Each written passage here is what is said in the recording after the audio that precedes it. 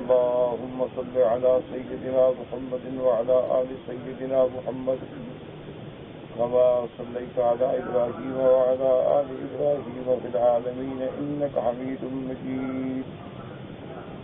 قال الله تبارك وتعالى في كلامه المجيد: أعوذ بالله من الشيطان الرجيم. بسم الله الرحمن الرحيم. قال له موسى: هل أتبعك على أن تعلمني مما علمت رشدا؟ قال إنك لن تستطيع معي صبرا وكيف تصبر على ما لم تحط به خبرا؟ قال ستجدني إن شاء الله صابرا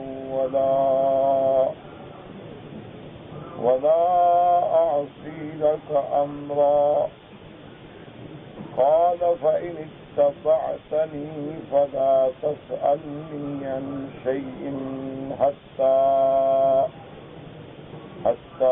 أحدث لك منه ذكرا. قال المؤلف والمفسر رحمه الله تعالى: يخبر تعالى عن موسى عليه السلام لذلك الرجل العالم وهو الخضر الذي خصه الله بعلم لم يطلع عليه موسى عليه السلام، كما أنه أعطي موسى عليه السلام العلم ما لم يؤته الخضر علیہ السلام. اب اللہ تبارک و تعالیٰ ان آیات مبارکہ میں خبر دیتے ہیں کہ موسیٰ علیہ السلام نے اس بندے سے، اس عالم سے، یعنی خضر علیہ السلام سے، جس کو اللہ تبارک و تعالیٰ نے خاص علم سے خاص فرمایا تھا، جس کا علم حضرت موسیٰ علیہ السلام کو نہیں دیا، تو اللہ تبارک و تعالیٰ کا علم جو ہے بے حد و غیر محدود ہے، محیط ہے. تو اللہ نے اپنے علوم جو ہیں ان میں سے بہت تھوڑا سا علم جو ہے مخلوق کو عطا فرمایا ہے. اور ان واقعات کے پڑھنے کے بعد ہمارے عقیدے کو مضبوط ہونا چاہیے کہ علم کامل، علم غیب، علم ما کان و ما یکون صرف اللہ. کوئی دنیا میں نہ عالم الغیب ہے نہ عالم ما کان و ما یکون. اب دیکھیں موسیٰ علیہ السلام اولو العزم من الرسل، لیکن اللہ نے جو علوم حضرت خضر کو عطا فرمائے ہیں وہ حضرت موسیٰ کو عطا نہیں فرمائے، اور جو حضرت موسیٰ علیہ السلام کو عطا فرمائے وہ حضرت خضر کو عطا نہیں. یہ اللہ کا نظام. اسی طرح اب آپ دیکھیں کہ سیدنا سلیمان علیہ السلام کو اللہ نے کتنا علم کہ جس کے بارے میں خود قرآن میں تصریح ہے کہ وَلَقَدْ آتَيْنَا دَاوُودَ وَسُلَيْمَانَ عِلْمًا، یعنی اللہ نے قرآن میں فرمایا کہ ہم نے داؤد اور سلیمان علیہ السلام کو علم خاص عطا فرمایا. اسی طرح فرماتے ہیں وَفَهَّمْنَاهَا سُلَيْمَانَ وَآتَيْنَاهُ حُكْمًا وَعِلْمًا، کہ ہم نے سلیمان کو خصوصی فہم عطا فرمایا، ہم نے ان کو فیصلے کرنے کی قوت عطا فرمائی، ہم نے ان کو علم عطا فرمایا. اور علم ایسا کہ کسی کو نہیں ملا کہ بھئی پرندے بات کریں تو سمجھ لیں، چیونٹی بات کرے تو سمجھ لیں، خود بات کرے تو سمجھ لیں، جنات بات کریں تو سمجھ لیں، بندے بات کریں تو سمجھ لیں. اور ایسا ملک بھی اللہ نے کسی کو دیا کہ آپ کی حکومت جو ہے صرف انسانوں پہ نہیں، جنات پر بھی حکومت، پرندوں پر بھی حکومت ہے، درندوں پر بھی حکومت. اتنا بڑا علم عطا فرمایا. لیکن ایک معمولی سی بات کا علم جو ہے اللہ نے ہدہد کو دیا، سلیمان کو نہیں دیا. اب حضرت سلیمان علیہ السلام پریشان بیٹھے، مالی علی الہدہد ہم کان من الغائبین. کیا ہو گیا؟ کدھر کیا؟ غصے میں ہیں، جلال میں ہیں. ہدہد آتا ہے، حالانکہ پرندہ ہے، ایک چھوٹا سا حقیر پرندہ ہے. سلیمان علیہ السلام کے سامنے اس کی کیا حیثیت؟ یعنی انسان بھی نہیں، ایک پرندہ ہے، ایک طائر ہے، لیکن کہتے احط بما لم تحط به کہ حضرت سلیمان میں کچھ ایسی بات پہ مطلع ہوا ہوں جس پہ آپ نہیں ہوئے. وجئتک من سبأ بنبأ یقین، اور میں قوم سبا سے بڑی پختہ خبر لے کے آیا. اب حالانکہ قوم سبا کا علم حضرت سلیمان کو اللہ تبارک و تعالیٰ نے پرندہ اڑتا گیا دیکھا اور رپورٹ لے کے آ گئے. یہ اللہ کا نظام ہے. آدمی کو دھوکہ کب لگتا ہے کہ جب کوئی انبیاء کے پاس اللہ غیب کی خبر دیتے ہیں اور وہ بتلا دیتے ہیں تو بندہ سمجھتا ہے کہ عالم الغیب. تو ہمیشہ یاد رکھیں، اس لیے علماء نے فرمایا کہ لفظ علم غیب یہ اللہ کے سوا کسی کے لیے ہے ہی نہیں. اگر کسی غیر کے لیے ہے تو اطلاع علی الغیب ہے کہ اللہ نے غیب پہ مطلع کر دیا. اخبار عن الغیب ہے، اللہ نے خبر دی. اظہار علی الغیب ہے، اللہ نے غیب ظاہر فرما دیا. لیکن جو علم ہے وہ صرف اللہ کے لیے ہے. اس لیے حضرت موسیٰ علیہ السلام جیسا جلیل القدر پیغمبر، اولو العزم من الرسل اور نبی بنو اسرائیل اور صاحب التوراۃ، لیکن جو علم حضرت خضر علیہ السلام کے پاس ہے یہ اللہ کا نظام. اور دوسرا ہمیں یہ سبق ملا کہ کبھی آدمی یہ نہ کہے کہ میں بڑا عالم. یہ لفظ اللہ کو پسند ہی. حالانکہ سیدنا موسیٰ علیہ السلام کا یہ کہنا وہ خلاف واقع نہیں ہے. آپ نبی ہیں، رسول ہیں، اللہ کے رسول نبی سے بڑا عالم کون ہوتا ہے؟ لیکن اللہ کو یہ لفظ پسند ہے. جب بھی کوئی معاملہ ہو کہے اللہ عالم، اللہ جانے. اسی لیے آپ دیکھیں کہ جب بھی کوئی عالم، کوئی مفسر، کوئی محدث کوئی بات بیان فرمائیں گے تو آخر میں کہیں گے واللہ عالم، لیکن اللہ جانے. اگر حق ہے اللہ کی طرف سے ہے، خطا ہے تو ہماری طرف سے. حقیقت کا علم جو ہے وہ اللہ تبارک و تعالی. اور بعض تو علوم خاص ہیں جن کا علم اللہ نے عارضی طور پر بھی کسی کو نہیں دیا. قیامت کا علم اللہ نے کسی کو نہیں. کب ہوگی کوئی نہیں. موت کا علم اللہ نے کسی کو نہیں دیا. کب مرنا ہے، کہاں مرنا ہے، کوئی نہیں. یہ خاص علوم خاصہ ہیں. خمس لا یعلمہن الا اللہ.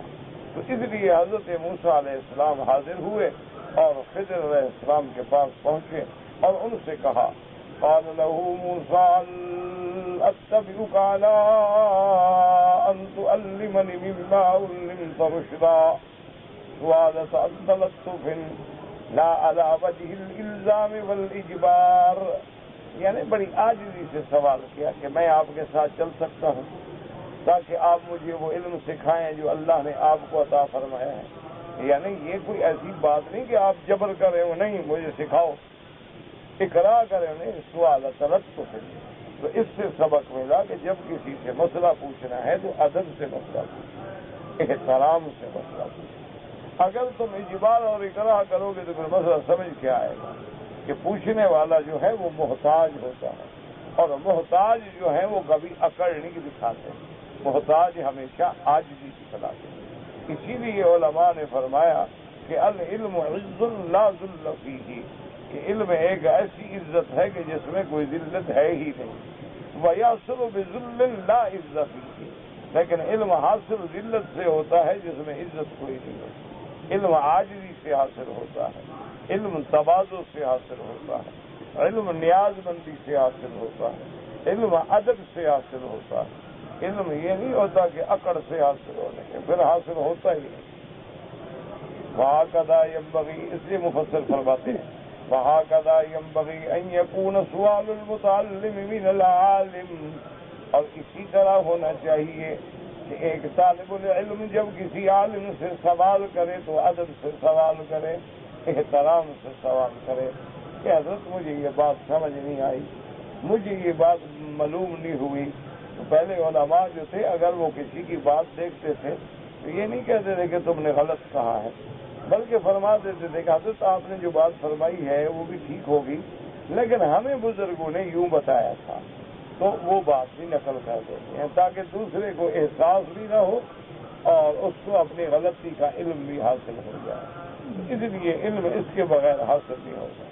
تو انہوں نے اس کے بعد فرمایا اتبعوا کا یہ اصحابوں کا اوراق کا، یعنی میں تمہارے ساتھ رہنا چاہتا ہوں. الا ان تعلمنی مما علمت رشدا ای مما علمک اللہ شیئا استرشد به فی امری من علم نافع وعمل صالح. تو حضرت موسیٰ علیہ السلام نے فرمایا تاکہ آپ مجھے وہ سکھائیں جو اللہ نے آپ کو علم دیا ہے، تاکہ وہ علم سیکھنے کے بعد میں اپنے معاملات میں اس علم سے نفع حاصل کروں اور اس سے اعمال صالحہ پر میں توفیق اور طاقت حاصل کروں. فَإِنْدَهَا قَالَ الْخِضْرُ لِمُوسَىٰ إِنَّكَ لَن تَسْتَطِيعَ مَعِيَ صَبْرًا أي إنك لا تقدر على مصاحبتي لما ترى مني من الأفعال التي تخالف شريعتك لأنه على علم من علم الله ما علمكه الله وأنت على علم من علم الله ما علمنيه الله وكل منا مكلف بأمور من الله دون صاحبه وأنت لا تقدر على صحبتي. اب حضرت خضر علیہ السلام نے فرمایا کہ موسیٰ علیہ السلام آپ طاقت نہیں رکھتے میرے ساتھ رہنے کی، کیونکہ جب آپ مجھ سے دیکھیں گے کہ افعال جو ہیں ظاہری طور پر شریعت کے خلاف ہیں تو آپ کیسے صبر کریں؟ کیونکہ آپ ایک ایسے علم پہ ہیں جو اللہ نے آپ کو علم دیا ہے اور میں ایسے علم پہ ہوں جو اللہ نے مجھے علم دیا. تو ہم ہر دونوں جو ہیں اپنے اپنے امور میں مکلف ہیں. میں اپنے علوم کے مطابق اللہ کے حکم کا پابند ہوں اور آپ اپنے علوم کے مطابق اللہ کے حکم کے پابند ہیں. وَأَنْتَ لَا تَقْدِرُ عَلَىٰ صُحْبَتِي آپ میرے ساتھ رہنے کی طاقت نہیں رکھتے. حضرت میرے علوم جو ہیں وہ الگ ہیں، آپ کے علوم جو ہیں وہ الگ ہیں اور میرے علوم جو ہیں بظاہر شریعت کے خلاف نظر آئے آپ کیسے خاموش رہ سکتے ہیں؟ لہذا آپ کو طاقت ہی نہیں کہ میرے ساتھ گزارا کریں. آپ نے فرمایا حضرت وَكَيْفَ تَصْبِرُ عَلَىٰ مَا لَمْ تُحِطْ بِهِ خُبْرًا وَأَنَا أَعْرِفُ أَنَّكَ سَتُنْكِرُ عَلَىٰ مَا أَنْتَ مَعْذُورٌ فِيهِ وَلَٰكِنْ مَا اطَّلَعْتَ عَلَىٰ حِكْمَتِهِ وَوُسْعَتِهِ الْبَاطِنَةِ الَّتِي اطَّلَعْتُ أَنَا عَلَيْهَا دُونَكَ. حضرت خضر نے فرمایا میں جانتا ہوں کہ آپ میرے معاملات پہ ضرور اعتراض کریں گے اور اس میں آپ معذور ہیں، آپ کا کوئی عذر ہے کیونکہ ما اطلاع تھا آپ کو اس کی حکمت کا اور مصلحت کا پتہ ہی نہیں ہے کہ اس کے باطن میں کیا چھپا ہوا ہے جس کا اللہ نے مجھے اطلاع دی ہے آپ کو اطلاع نہیں دی. تو جن چیزوں کا اللہ نے مجھے علم دیا ہے آپ کو دیا ہی نہیں تو آپ کیسے خاموش رہیں گے؟ قال موسیٰ علیہ السلام ستجدنی انشاء اللہ صابرا ولا اعصی لک امرا. یعنی قال موسیٰ علیہ السلام حضرت موسیٰ علیہ السلام نے فرمایا کہ آپ مجھے انشاءاللہ صبر کرنے والا پائیں گے. ای علامہ اراب امور کا میں جب تمہارے معاملات کو دیکھوں گا تو صبر کروں گا. ولا اخالفک فی شیء میں تمہاری کسی بات میں مخالفت بھی نہیں کروں گا. فعند ذلک اشارته الخضر علیہ السلام. اب حضرت خضر علیہ السلام نے فرمایا کہ اگر آپ مجھے مجبور کرتے ہیں تو پھر میری ایک شرط سن لیں. قال فإن اتبعتني فلا تسألني عن شيء حتى أحدث لك منه ذكرا. حضرت نے فرمایا کہ اگر تم میرے ساتھ چلنا چاہتے ہو تو ابتدا میں کسی چیز کا سوال نہ کرنا جب تک کہ حتی ابدأک انا به قبل ان تسألنی، حتیٰ کہ میں خود بیان کروں گا آپ کے سوال کرنے سے پہلے. جب تک میں نہ بتلاؤں آپ نے خاموش رہنا ہے، آپ نے صبر کرنا ہے اور صبر کر کے علوم کو حاصل کرنا ہے. اسی سے علماء نے فرمایا ہے کہ اگر بعض معاملات ایسے ہیں کہ کسی اللہ والے کی کلام میں ہمیں کوئی ایسی بات نظر آ رہی ہے کہ ظاہراً تو شریعت کے خلاف ہے، تو ہمیں اس کے صبر سے معلوم کرنا کہ ان کا مقصد، ہاں ایک ہوتا ہے نا یہ جو جاہل لوگوں نے بنایا ہے ان آیات سے، اللہ معاف کرے، اللہ معاف، انہوں نے کہا کہ اگر کسی کو دیکھو کہ ایک پیر ہے لیکن شراب پیتا ہے، زنا کرتا ہے، اعتراض نہ کرو، پتہ نہیں اندر کیا بات ہے. یہ غلط، گناہ حرام حرام.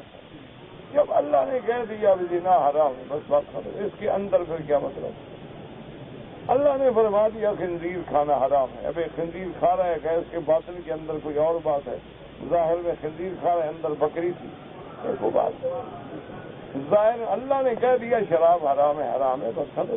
منشیات حرام ہے. یہ دلیلیں پکڑنا اور لوگوں کو گمراہ کرنا، بابا یہ پیر لوگ ہیں، بزرگ لوگ ہیں، اللہ والے ہیں، ان کے ہر مسئلے میں راز ہوتے ہیں، ان کے گناہوں پہ اعتراض نہ کیا کرو، ان کی شکل پہ اعتراض نہ. جب حضور کے خلاف شکل ہے تو اعتراض کیسے ہے؟ کہ ہم متبع، اسی لیے علماء نے لکھا ہے، یاد رکھو، بلکہ حضرت پیران پیر نے خود لکھا، غنیت الطالبین میں لکھا ہے انہوں نے، حضرت عبدالقادر جیلانی رحمۃ اللہ علیہ نے، انہوں نے فرمایا کسی بندے کو ہوا میں اڑتا دیکھو، پانی پہ چلتا دیکھو، انگاروں کی آگ میں چلتا دیکھو، لیکن شریعت کے خلاف ہے، وہ دجال ہے، وہ ولی نہیں ہو سکتا. فرمایا وہ شیطان ہو سکتا ہے لیکن ولی نہیں ہو سکتا. ولی اللہ کی نشانی یہ ہے کہ وہ غلام ہوگا محمد رسول اللہ. بس چھوٹی سی بات. اللہ کے اولیاء، ولی مانا دوست، تو جو اللہ کا دوست ہو نافرمان کیسے ہوگا؟ دوست بھی کبھی نافرمانی کرتا ہے. بھائی جو آدمی اللہ کا ولی ہے، اللہ ان اولیاء اللہ، جو اللہ کے دوست ہیں، تو جو اللہ کے دوست ہیں وہ اللہ کے نافرمان کیسے ہوں؟ جو اللہ کے دوست ہیں وہ اللہ کے محبوب کے خلاف سیرت صورت کیسے بنائیں گے؟ اللہ کے دوست ہیں اور حضور اللہ کو محبوب ہیں، وہ تو محبوب کے نقش قدم پہ چلیں. اسی لیے تو حکم ہے نا کہ قل ان کنتم تحبون اللہ، اگر چاہتے ہو کہ اللہ تمہیں محبوب بنائے فاتبعونی، میری اتباع کرو، یحببکم اللہ. اس لیے ہمیشہ یاد رکھیں کہ ولایت اس کا معنی نہیں ہوتا ہے کہ جی میں پیر کے پاس گیا، حضرت ابھی میں نے بات ہی نہیں کی، میرے دل کی بات بتا دی. وہ یہ جوگی بھی بتا دیتے ہیں، یہ کوئی پیری شیری نہیں ہوتی. وہ جناب ابھی تو میں نے اپنا دکھڑا ہی نہیں سنایا لیکن حضرت نے مجھے میرا قصہ سنا دیا. یہ کشف بش جو ہے نا، یہ کوئی بزرگی کی علامت نہیں. کشف تو مرغے کو بھی ہوتی ہے، تبھی تو صبح اذان دیتا ہے. اس کو کیسے پتہ لگتا ہے کہ اذان کا وقت ہو گیا؟ کشف کوئی بزرگی نہیں ہوتی. ایک بات یاد رکھو، یہ اس قسم کی باتیں جو ہیں اس میں ایک تو تجربہ ہوتا ہے، تجربے کے بعد محنت ہوتی ہے، ریاضت ہوتی ہے. تھوڑا سا ریاض کریں، محنت کریں، آپ بھی ایسی خبریں دینی شروع کر دیں. اب دیکھیں نا پابند ہاتھ دیکھنے والے ایسی ایسی خبریں بتا دیں گے کہ آپ کا دماغ ہل جائے. آپ کسی نجومی کے پاس چلے جائیں، آپ کا ذائچہ نکال کے جناب آپ کے اگلا پچھلا چٹھا کھول کے رکھ دیتے، نعوذ باللہ، اس کو ہم پیر مان لیں، بزرگ مان لیں. ایک علوم شیطانی ہیں، ان کے ذریعے علم تو حاصل ہوتا ہے، لیکن علوم شیطانیہ ہے جن سے ہمیں اللہ کے نبی نے منع فرمایا کہ ان میں پڑھنے کے بعد آدمی اللہ کے رستے سے ہٹ جاتا ہے. کیوں؟ ان علوم کا تعلق ہوتا ہے شیطانوں سے، تو جب شیطان سے تعلق بنے گا تو رحمان سے ہٹ جائے گا. سیدھی سی بات. علم تو ہے، یہ تو نہیں نا کہ علم نہیں ہے، علم تو ہے. جادو بھی علم ہے، ناچنا بھی علم ہے، گانا بھی علم ہے. اب دیکھیں نا، گانا ہے، موسیقی ہے، اس میں بڑی محنت ہے، ریاض ہے. لوگ 20-20 سال محنت کرتے ہیں اپنے سر، اپنے انداز ٹھیک کرنے کے لیے، کہ بھی اس میں کتنی راگنیاں ہیں، کتنے راگ ہیں، کتنے سر ہیں. اسی طرح بھئی یہ ڈانس جو ہے، کتھک ڈانس ہے، کلاسیکل ڈانس ہے، کون سا ڈانس ہے، علم ہے، لیکن شیطانی ہے. علوم رحمانی الگ ہوتے ہیں، علوم شیطانی الگ ہوتے ہیں. تو میرا کام یہ ہے کہ ہم علوم شیطانی سے بچیں. ہم دیکھتے ہیں کہ بھی اللہ کا ولی ہے کیا مانا اس کی اٹھنے میں, بیٹھنے میں, لباس میں, بول میں, چال میں, کھانے میں, پینے میں اتباع سنت رسول اللہ ہے. سمجھ لو یہ اللہ کا ولی ہے. بس اس کا دامن پکڑ, اس کے غلام بن جاؤ, پھر راستہ مل جائے گا. اور اگر آپ دیکھ رہے ہیں کہ وہ جناب داڑھی مڈاتا ہے, کلین شیو ہے, بھنگ کے مٹکے بھرے ہوئے ہیں, شرابیں چل رہی ہیں اور سگریٹیں چل رہی ہیں, دھوئیں اڑ رہے ہیں, چرس پی کے علم غلم بک رہا ہے, اور کہو یہ ولی ہے, نہیں یہ شیطان ہے. کوئی ولی شریف ہے. ولی بھی سگریٹ پیتے, ولی بھنگ پیتے, عقل کی بات ہے. یہ تو سارے بہانے ہیں. جیسے کوئی ملنگ بن گیا, کوئی کلندر بن گیا, کوئی مجذوب بن گیا, اور ان اللہ والوں کے نام کو بدنام کر دیا. مجذوب کا معنی یہ نہیں ہوتا کہ پاگل ہو جائے. مجذوب جذب سے ہے. کیا معنی کہ اس کا قلب, روح, دل, دماغ سب اللہ کی طرف سے ہوا ہے. اس کو دنیا کی غرض ہی نہیں ہے, ہر وقت اللہ کی طرف لو لگا ہے. وہ مجذوب ہے. نہ کھانے کا فکر, نہ پینے کا فکر. اس لیے حضور نے فرمایا نا ایک دفعہ صحابہ سے کہ الا اخبرکم باہل الجنت, میں بتاؤں تم کو جنت والوں کی نشانیاں کیا ہوں گی. انہوں نے کہا ہے. فرمایا کل ضعیف مستضعف, کمزور لوگ, بالکل ضعیف, نہ لباس ہے, نہ طاقت ہے, نہ کھانا ہے, نہ روٹی ہے, سوکھی روٹی پانی سے کھا رہے. کوئی پوچھے تو سلام, ان کو سلام بھی کوئی نہیں کرتا. لیکن اللہ کے ہاں ان کا ایک مقام ہوتا ہے کہ اگر منہ سے نکالنے بات تو اللہ سچا کر دیتا ہے. تو اللہ کے پیارے. اس لیے ہمیشہ یاد رکھا کریں کہ ولی اللہ, اللہ کا دوست.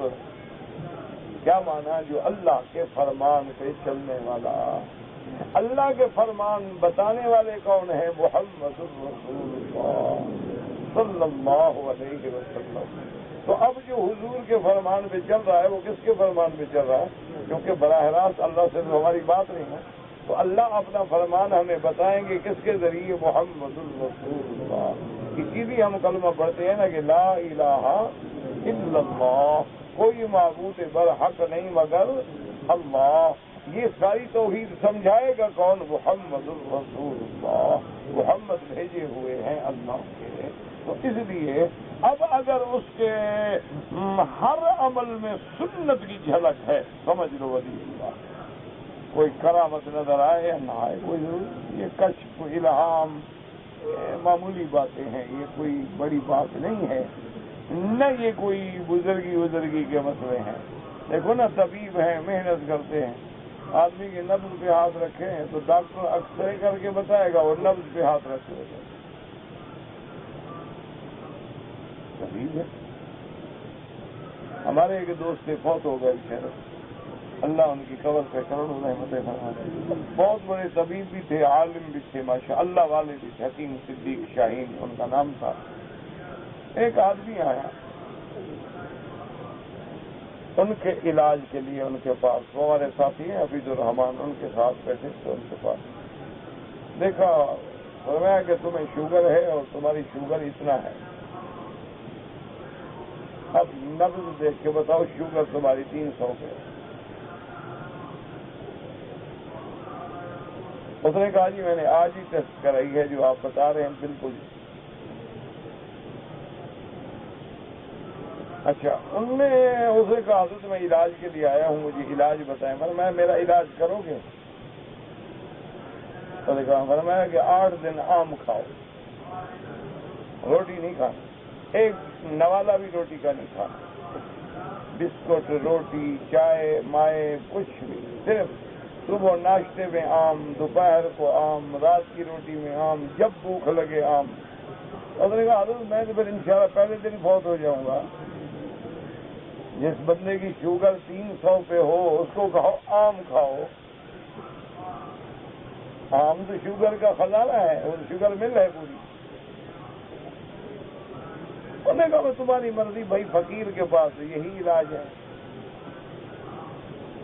اس کو خیال آیا کہ چلو ایک بزرگ آدمی ہے، سفید ریش ہے اور متقی پرہیزگار ہے، مرنا تو ہے، کھاؤ آپ، اچھی چیز تو بتائیے نا. انہوں نے کہا آم کھاؤ 8 دن کے بعد اپنا ٹیسٹ کرانا اور پھر میرے پاس آنا، علاج پھر دوں گا. وہ 8 دن جناب آم کھاتا رہا، روزانہ 2-3 کلو آم کھا جائے. 8 دن کے بعد ٹیسٹ کرایا اور شوگر نل.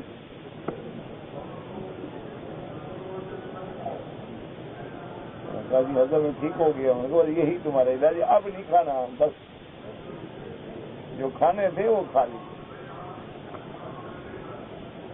اب نہیں کھانا اس کے بعد.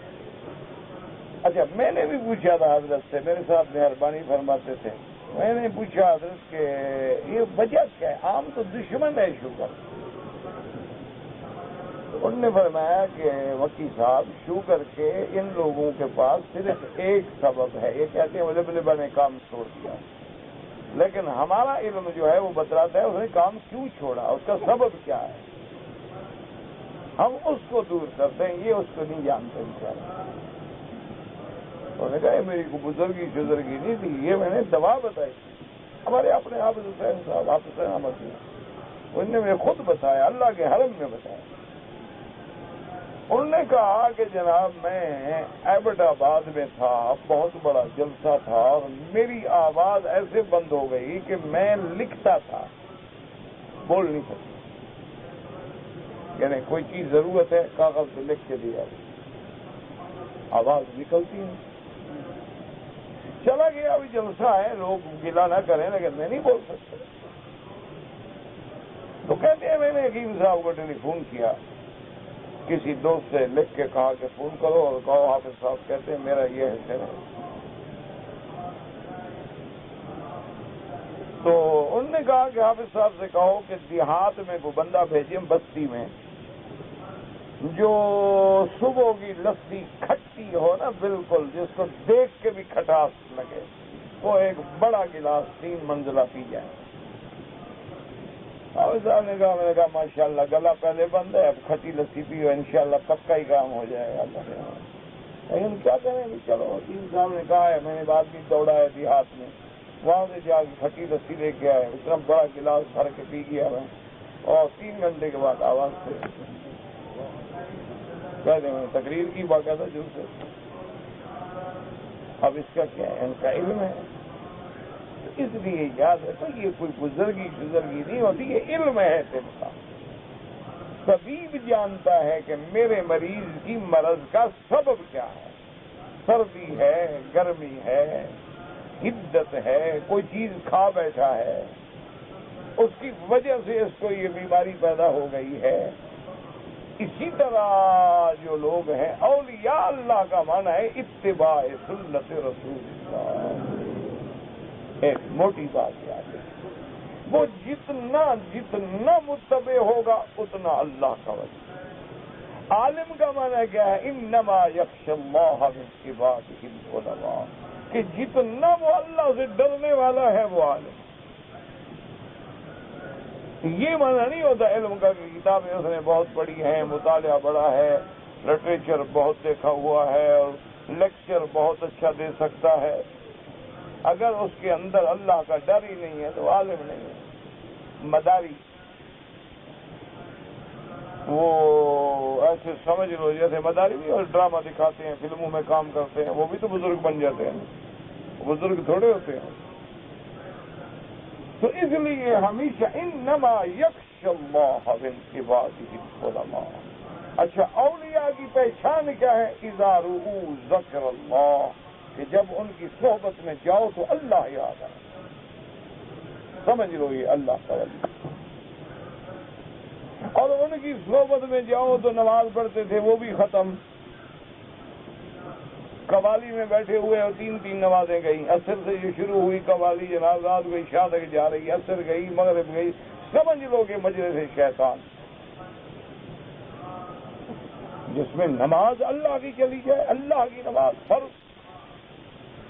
حضور نے فرمایا اس وادی سے نکلو، ان ھذا الوادی بہا شیطان، اس وادی میں شیطان ہے، اس لیے میری نماز قضا ہو. تو جس مقام پہ نمازیں قضا ہو جائیں، تلاوت قرآن رہ جائے، جس گھر میں روٹی کھاؤ اور صبح کی نماز میں لیٹ ہو جاؤ، سمجھ لو معاملہ حرام ہوتا ہے، سمجھ لو کہ اس گھر کا کھانا گڑبڑ ہے. اس لیے اللہ والے تو احتیاط کرتے تھے نا کہ بھائی اگر عورت بے وضو روٹی پکائے تو ہم نہیں کھائیں. فرماتے تھے اللہ دل کا نور چھین لے، اندھیرا ہو. آج کیا خیال ہے آپ کا؟ ہماری عورتیں بھی وضو کر کے روٹی پکائیں. بڑے لوگوں کی عورتیں تو خیر پکاتی ہی نہیں نا، وضو کی ضرورت ہی نہیں. وہاں تو روٹی پکائیں گے نا بھائی کک، نام بھی وہ انگریز والا، مسلمانوں والا نہیں. کچن، مرغی چکن جہاں پکے کچن. یہ کیا ہے جی؟ پوٹاٹو. یہ کیا ہے جی؟ ہیش پوٹاٹو، میش پوٹاٹو، تیش پوٹاٹو. بس کیا ہے؟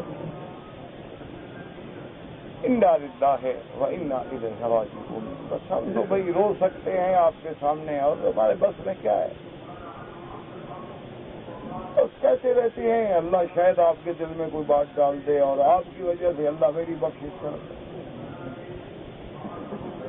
اس لیے فرمایا کہ حضرت خضر علیہ السلام نے کہ جناب پھر صبر کرنا ہوگا.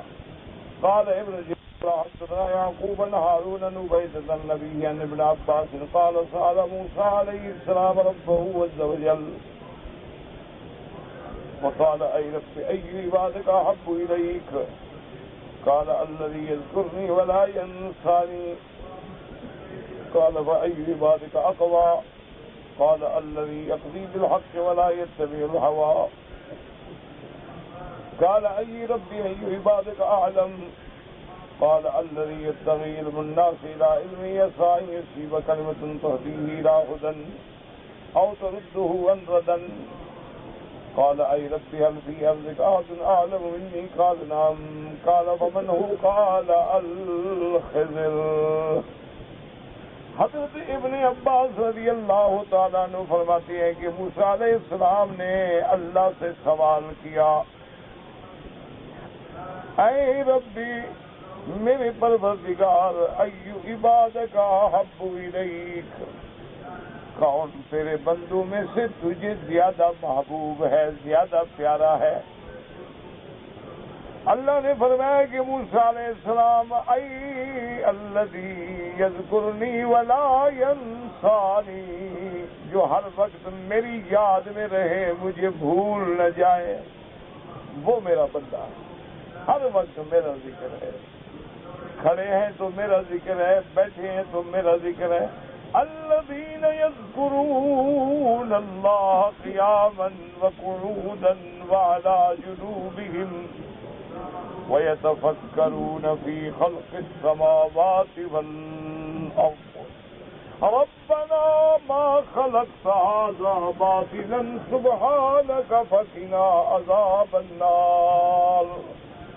اللہ نے فرمایا میرے بندے وہ ہیں جو کھڑے ہیں تو میرا ذکر ہے، بیٹھے ہیں تو میرا ذکر ہے، لیٹے ہیں تو میرا ذکر ہے، یا آسمان و زمین میں توجہ کر کے فکر ہے، میری مصنوعات کا فکر ہے، اس کے بعد اعتراف ہے کہ مولا یہ ساری کائنات تم نے بے فائدہ نہیں بنائی، مولا ہمیں عذاب جہنم سے بچانا، وہ مومن ہے. اس لیے اولیاء اللہ کہتے ہیں کہ اتنا ذکر کرو، اتنا ذکر کرو، اتنا ذکر کرو، تیری سانس ذکر بن جائے، کہ تیری ہر سانس جو ہے وہ بھی ذکر ہے.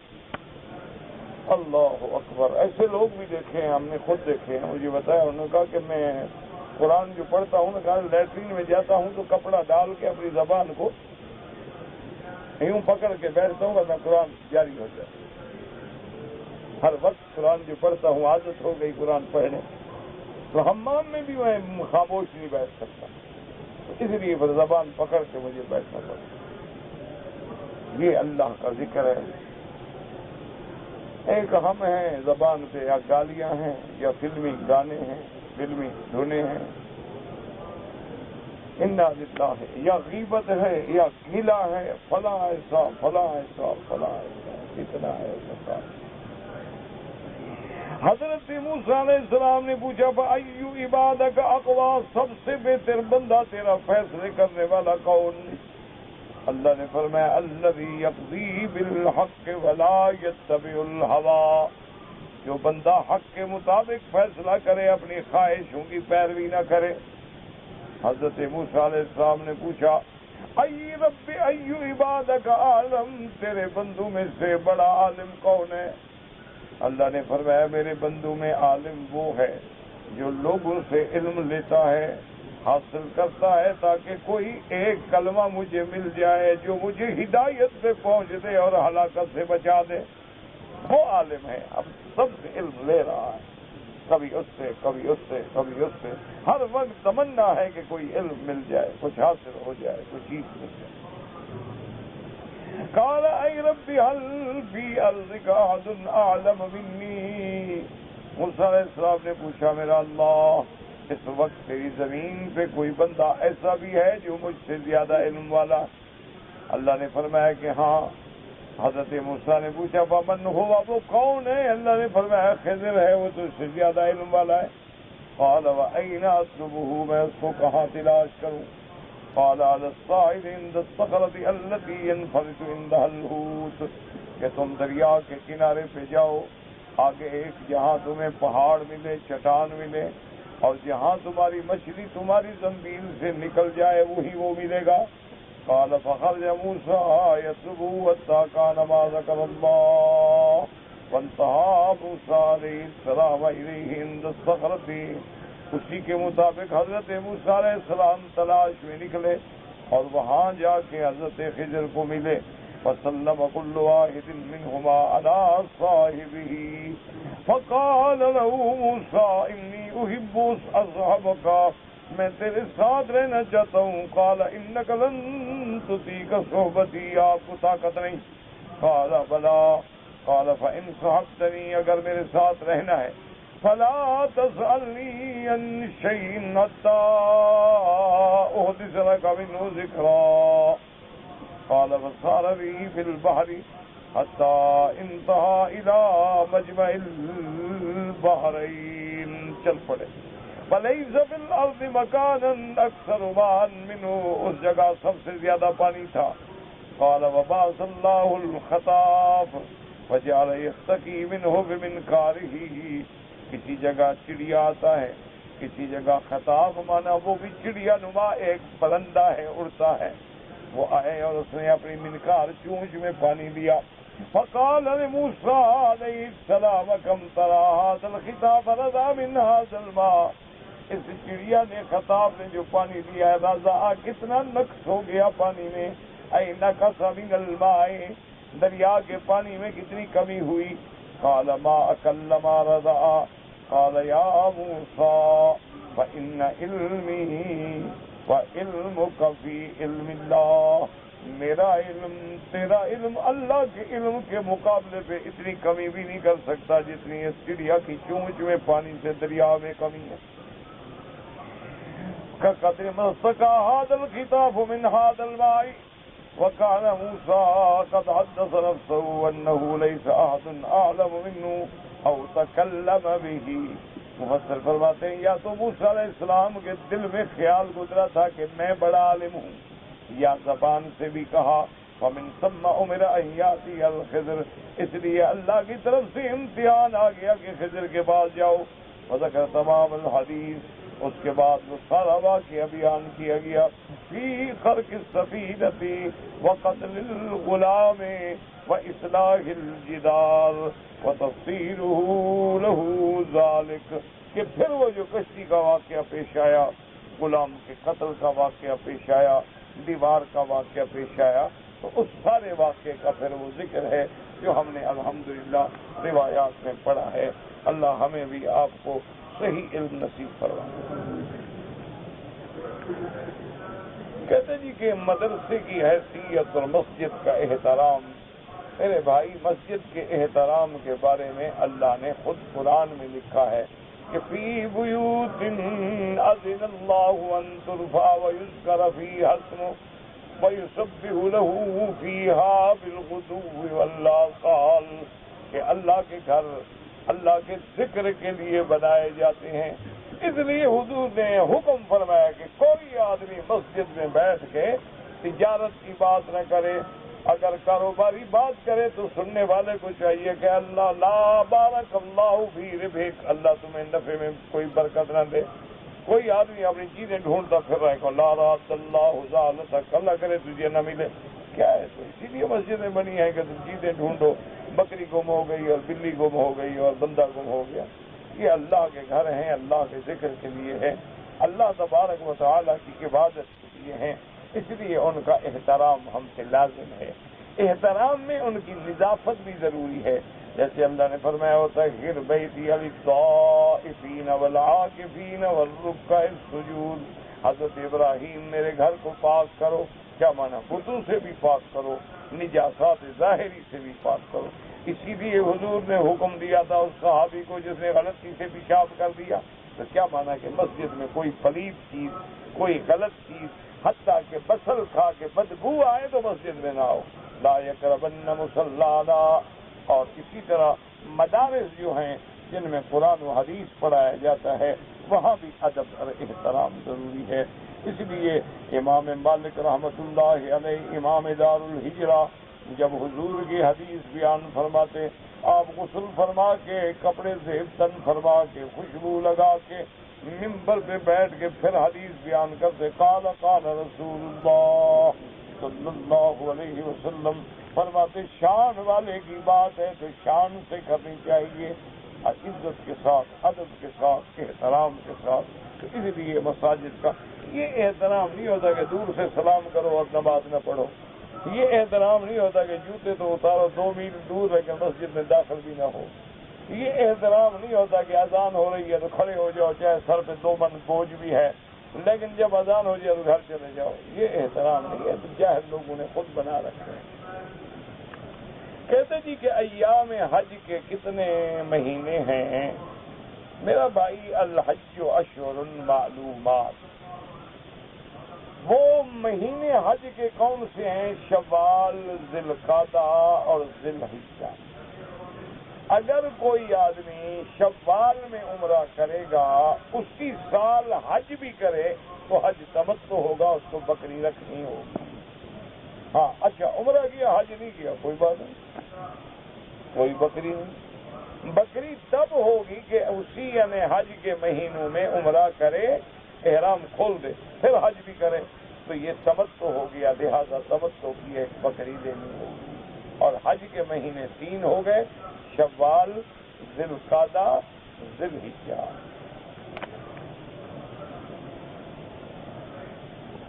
اگر کوئی آدمی رمضان شریف میں عمرہ کرے، اس کا حج تمتع سے کوئی تعلق نہیں، کیونکہ حج کے مہینے ہی شروع نہیں ہوئے، حج کے مہینے تو شروع ہی شوال سے ہوں گے نا، اس نے تو رمضان میں عمرہ کیا، اس کا کیا تعلق حج سے؟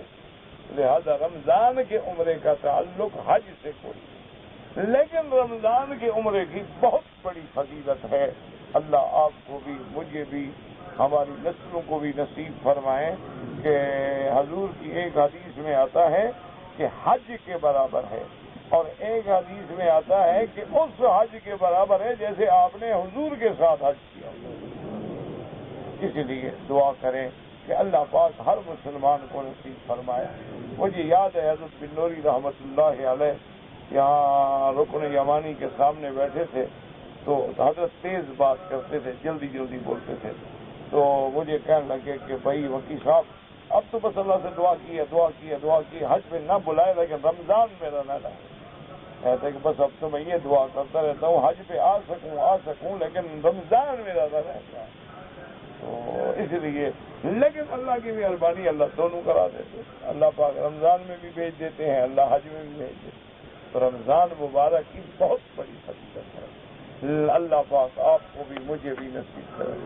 کہتے جی جو لوگ مر گئے ہیں ان کے لیے ہم قرآن پڑھیں، بالکل پڑھیں، ثواب ہے، گھر کے سارے بندے بیٹھ جاؤ پڑھو، یہ جو ہم منع کرتے ہیں نا، یہ جو رواج بن گیا ہے، لوگ کرائے پہ پڑھاتے ہیں کہ طلباء بلا لیے اور ان کے بعد ان کو 10-10 روپے پکڑا دیے، قرآن خوانی ہو گئی۔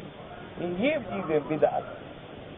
اگر اس بندے کی کوئی اللہ والا ہے، کوئی اس کی محبت ہے، اب دیکھیں نا یوسف سیٹھی صاحب تھے، بہت بڑا کاروباری آدمی تھا، نیک آدمی تھا، جس نے تحفیظ القرآن کی بنیاد رکھی پورے عالم میں۔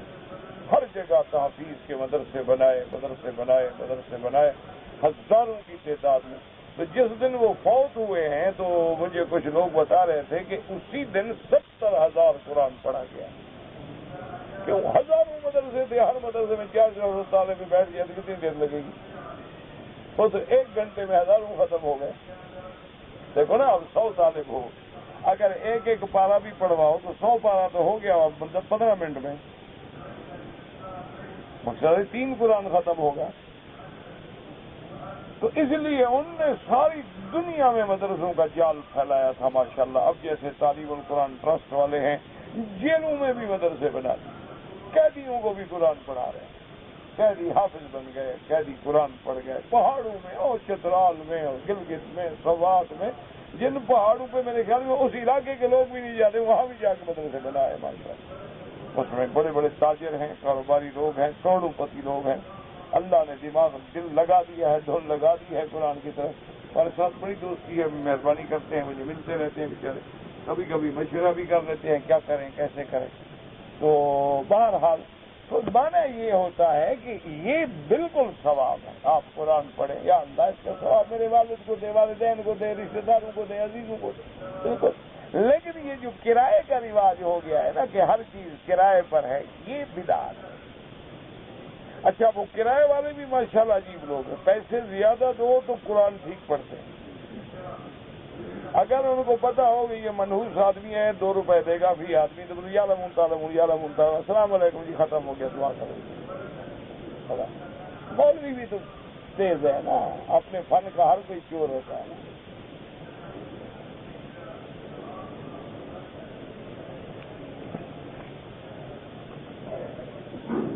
ایک چیز نقد میں 10 روپے ہے، ادھار میں 15 روپے جائز ہے، کوئی منع نہیں، لیکن میرا مشورہ یہ ہے کہ اس کاروبار سے بھی بچو۔ شریعت میں علماء نے اس کے جواز کا فتویٰ دیا ہے، لیکن جہاں تھوڑا سا بھی شبہ آ جائے نا، بچ جائے۔ کہتے ہیں جی سر اور دیڑھی کو مہندی نہ، بالکل جی مہندی لگائیں، جو مرضی ہے لگائیں، بس بعض علماء فرماتے ہیں کالی نہ لگاؤ، باقی جو مرضی ہے۔ اب کی میں بیان سنتا ہوں، مجھے شوق ہے کہ آپ کا کیسٹ خریدوں، لیکن بازار میں 80 ریال اور 100 ریال میں بکتی ہے۔ میرا بھائی اس میں میرا تو کوئی کمیشن نہیں۔ یہ ان بنانے والوں کا چکر ہے کہ بنانے کے بعد وہ لوگوں کو استغلال کرتے ہیں، لوٹتے ہیں، حالانکہ آرام سے چاہیں تو 30 ریال میں بیچ سکتے ہیں۔ لیکن میں نے کئی دفعہ ان کو ڈانٹا بھی ہے، کہا بھی ہے، لیکن وہ اپنے بہانے بناتے ہیں کہ دیکھو جی 24 کیسٹیں ہیں اور اچھی کیسٹ جو ہے وہ 2 ریال کی ملتی ہے اور 48 ریال کی تو کیسٹ ہو گئی۔ پھر ہم اس کو بھرائی کرتے ہیں، پھر اس کا ڈبہ بناتے ہیں، پھر اس پہ کاغذات چھپواتے ہیں، تو ہمیں تقریباً 55-60 ریال میں پڑتا ہے، تو آخر ہم کتنے کا بیچیں گے؟ لیکن میرا خیال ہے جھوٹ بول۔ اچھا، اب اس کا حل بھی نکل آیا ہے ماشاءاللہ۔ انڈیا والوں نے یہ کیا ہے کہ وہ 4 البم جو ہے نا، ان نے ایک CD بنا دی ہے، وہ 400 روپے کی بیچتے ہیں۔ 400 روپیہ کتنے ریال بن جائیں گے؟ اچھا، اسی طرح ابھی مجھے ایک آدمی کا فون آیا تھا، اللہ عالم کون ہے، کیونکہ میں تو اس سے دلچسپی نہیں رکھتا، الحمدللہ ثم الحمدللہ۔ میرا کام ہے کہ میں درس دوں، وہ بھرتے ہیں، بناتے ہیں، میں منع نہیں کرتا، کیونکہ ایک دین کا کام کسی بہانے میں ہو رہا ہے تو ہم اس کے اندر رکاوٹ کیوں بنے؟ ہم چاہتے ہیں ٹھیک ہے، لوگ گانے بیچتے ہیں، چل جاؤ بھی، تم یہ کام کرتے ہو تو کرو، ہمیں کوئی اعتراض نہیں۔ لیکن حالات یہ ہیں کہ اب دیکھیں نا، اگلے دن ایک ہمارا طالب ہے، وہ کیسے بناتا ہے، بیچتا ہے، وہ خود مجھے کہہ رہا تھا، کہنے لگا استاد لوگ تو کہتے ہیں کہ میں 5 ریال یا 6 ریال کیسے لیتا ہوں، جس دکان پہ میں کھڑا ہو کے کیسٹ بیچتا ہوں وہ مجھے کہتا ہے 1.5 ریال فی کیسٹ تو مجھے دو. میرے دکان پہ جو کھڑے ہو اڈا میرا استعمال کرتے ہو اور 1.5 ریال کی کم از کم کیسٹ آئے گا. پھر بھرنا بھی ہے اس کو تو آپ خود بتائیں کہ مجھے کتنا ملے گا. اس بھرنے والی مشینیں بھی لینی ہیں وہ بھی خراب ہو جاتی ہیں. جو ٹیپ ہم رکھتے ہیں وہ بھی کئی دن کے بعد خراب ہو جاتا ہے. تو بہرحال میرا تو بھائی اس میں کوئی دخل نہیں ہے. تو باہر صورت آپ ایسا کریں کہ وہ البم کے چکر میں نہ پڑیں اور کھلے کھلے کیسے لے لیں سستے، انشاءاللہ آپ کو مل جائیں گے. کہتے ہیں جی کہ آپ کے ساتھی مغرب کی نماز کے بعد جگہ روک لیتے ہیں اور ہمیں میرا بھائی جیسے سبق پڑھنا ہے جگہ تو روکے گا تو بیٹھے گا نا. اب تم جو آگے صوفی بن کے نفلیں شروع کر دو، عشاء میں تیری نفلیں ختم ہوں تو وہ بیچارے کتاب والے تو کھڑے رہیں. کچھ تم بھی خیال کرو، آخر وہ طالب ہیں، ان کا حق ہے.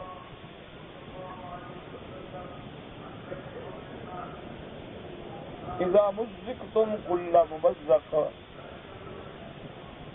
ہاں یعنی جب ٹکڑے ٹکڑے ریزہ ریزہ ہو جاؤ گے تو کیا پھر تمہیں دوبارہ اٹھایا جائے؟ انکم لفی خلق جدید. ہاں بالکل اللہ قادر ہے. قبروں پر قبر دینا مجھے نہیں پتا کیا مطلب ہے. نہر زبیدہ موجود ہے، علامات موجود ہیں، عرفات کے ساتھ جو پہاڑ آ رہے ہیں ساری نہر آ رہی. بہرحال انشورنس پالیسی بنوانا جو ہے شریعت میں ناجائز. اس کے اندر سود بھی ہے، جوا بھی. دیکھو نا کھلی بات ہے. مثلا میری پالیسی ہے 1 لاکھ، ٹھیک بات. میں نے ہر مہینے دینا ہے 2000 روپے. میں نے 6 مہینے کے پیسے دیے 12,000 روپے. میں مر گیا، لاکھ مل گیا. جوا تو ہو گیا نا، 12 دیا لاکھ لیا. جوا کیا ہوتا ہے؟ اچھا سود کیا ہے کہ میں نے 1 لاکھ کی پالیسی دی 10 سال کے لیے، 10 سال کے بعد مجھے 2 لاکھ ملے تو سود ہو گیا. آج میں اخبار میں پڑھ رہا تھا کہ یورپ وغیرہ میں لوگ جاتے ہیں نا تو وہ بوڑھی بوڑھی عورتیں تلاش کرتے ہیں، نوجوان ان سے شادی کرتے ہیں کہ ایک تو ہماری وہاں رہنے کا ذریعہ قانونی بن جائے، دوسرا وہ عورتیں بھی بڑی چلاک ہیں، وہ ان کی پھر بہت مہنگی انشورنس کروا لیتی ہیں. انشورنس کروانے کے بعد خود مروا دیتی ہیں اور انشورنس کے پیسے لے لیتی ہیں. آج کی اخبار میں انشورنس لینے کا فائدہ تو ہوا نا کہ لوگ مارنے کے لیے خود بیوی تیار بیٹھی ہوتی ہے کہ 10 لاکھ کی پالیسی ہے، نامراد برتا ہی نہیں، جان چھوڑے. وہ بھی انشاءاللہ سلو پوائزن آپ کو دے گی، فکر نہ کریں آپ. اسی لیے اللہ نے حرام کیا، کوئی حکمت تو ہے نا. میرے حالات میں مجھ کو جکڑا ہوا ہے، کوئی بات نہیں، یہ بھی اللہ کی رحمت ہے. تکلیف آئے تو رحمت ہے، سکھ آئے تو رحمت ہے. اصل بات یہ ہے کہ دل ادھر لگا لو کہ انا للہ و انا الیہ راجعون، اور اللہ کا ذکر کرو کثرت سے، سب مصیبتیں ٹل جائیں گی. من یجیب المضطر اذا دعاہ ویکشف السوء، اللہ کے سوا کون کھولنے والا ہے. استخارے کی دعا لے لو میرا بھائی، لمبی دعا ہے تم یاد نہیں کر سکو گے. یہ کتب خانوں پہ ملتی ہیں. نماز کی جو دعائیں ہیں نا ان کے ساتھ دعا استخارہ بھی ہوتی ہے. 2 رکعت پڑھو، دعا پڑھ لی. کہتے جی کہ بعض لوگ سرکاری پیسوں سے عمرہ حج کرتے ہیں، وہ تو جائز نہیں ہے. سرکاری پیسہ جو ہے وہ عوام کا ہوتا ہے. عوام کے پیسے سے بغیر اجازت کے خرچ کرنا جائز نہیں ہوتا. مفتی صاحب شامدائی صاحب شیخ، اللہ ان کو کروڑوں مغفرت فرمائے اور ان کے درجات بلند فرمائے. وہ تو میرا بھائی کامیاب ہو گئے نا، اللہ کے راستے میں چلے گئے. مرنا تو ہم سب نے ہیں، اللہ عزت کی موت دے دے تو اس سے بڑی بات کیا ہوتی کہ لاکھوں لوگ رو رہے ہیں، لاکھوں لوگ جنازے میں ہیں، لاکھوں لوگ دعائیں کر رہے ہیں. تو عالم تھے اور ساری زندگی قرآن حدیث میں گزار دی، اللہ ان کی قبر پہ کروڑوں رحمتیں کرے.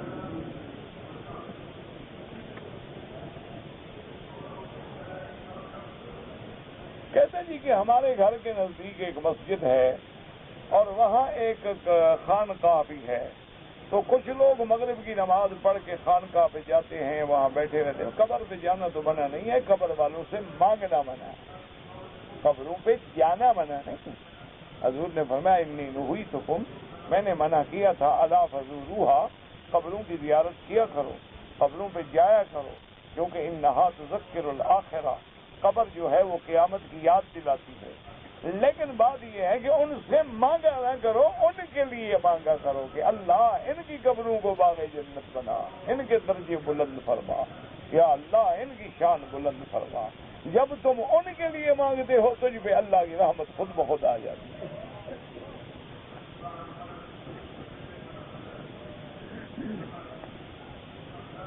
کہتا جی میں نے ایک عالم کے ساتھ کھانا کھایا تھا، انہوں نے آخر میں پا لیا تو جب عالم کے ساتھ کھایا تو مجھ سے کیوں پوچھتے ہو، میں تو عالم ہوں ہی نہیں، تمہیں اس پانی کے مسئلے میں آخر اٹک کیا گئی ہے بات؟ کوئی مسئلہ نہیں۔ اگر ایک عورت نے عمرہ کر لیا، مدینہ منورہ گئی، واپس آنا ہے، حیض ہے، کوئی بات نہیں، غسل کر لے، لبیک اللہم لبیک نیت بھی کر لے، نماز نہ پڑھے، جب مکے میں آ جائے آرام سے بیٹھ جائے، جب پاک ہو جائے غسل کر کے عمرہ پورا کر لے، کوئی مسئلہ نہیں، کوئی تکلیف نہیں۔ ایک آدمی نے غسل کیا ہے لیکن پہلے بھی وضو نہیں کیا، غسل کے بعد بھی وضو نہیں کیا، نماز پڑھی نہیں ہوگی۔ جب تک وضو کی نیت نہ ہو وضو نہ کرے، پھر غسل کرے، پھر دوبارہ وضو کی ضرورت نہیں۔ لیکن تم نے نہ پہلے کیا نہ بعد میں کیا، صرف پانی بہا دیا، اس سے تو غسل نہیں ہو جاتا۔ حتیٰ کہ غسل جنابت اس کے لیے بھی ضروری ہے کہ پہلے استنجا کرو، وضو کرو اور پھر پانی ڈالو۔ عرصہ دیوبند کی بنیاد کے لیے حضور نے لکیر کھینچا تھا، اللہ عالم میں کو وہاں تھا، مدرسہ بھی موجود ہے، مدرسے کے علماء بھی زندہ ہیں، پوچھ لو، کوئی خواب کا واقعہ ہو تو ہو سکتا ہے۔ اگر خواب ہو تو خواب کی آپ کو کیا تکلیف ہے؟ خواب تو خواب ہوتا ہے، لیکن بہتر ہے آپ رجوع کریں، ان سے پوچھیں۔ کہتے جی کہ تسہیل المواعظ میں لکھا ہے حضرت تھانوی نے کہ امام ابو حنیفہ رحمۃ اللہ علیہ نے امام محمد کی جب تک داڑھی نہیں نکلی سامنے بیٹھنے کو منع کیا، کہا کہ پیچھے بیٹھو۔ جب داڑھی آئی تو سامنے آ کر درس سننے کی اجازت دی۔ امام ابو حنیفہ کی توہین ہوتی ہے، نعوذ باللہ، کیا توہین ہوتی ہے؟ شریعت کا حکم یہی ہے کہ لڑکی پر بھی بری نظر نہ ڈالو، امرد لڑکے کو بھی نہ دیکھو۔ انہوں نے تو حدیث پہ عمل کیا، اس میں کیا توہین ہے بھائی؟ لا حول ولا قوت۔ اب کی حالت کا کوئی علاج ہے؟ جیسے غیر محرم عورت کو دیکھنا حرام ہے، اسی طرح امرد کیا مانا، وہ لڑکے جن کی داڑھی نہیں نکلی خوبصورت ہے، ان کو بھی دیکھنا حرام ہے۔ عجیب لوگ ہیں، اپنے عقل دوڑاتے رہتے ہیں۔ یہ تو حدیث رسول ہے۔